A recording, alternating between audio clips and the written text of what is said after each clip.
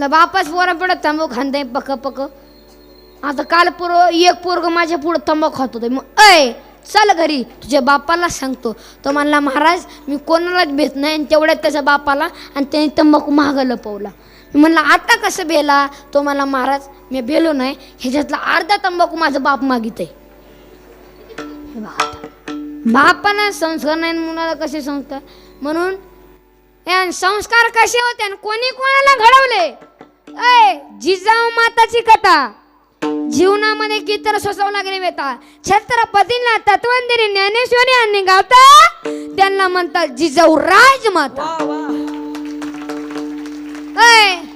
आताची माता आणि स्वयंपाक म्हणती वास पाता पाता आणि पोरगा घालतो लाता आणि ती म्हणते चला ना माझं माथांग काय करू. आता काय करते. आता मला दिंडीत जायचंय. बाई तू आता थकायला आली.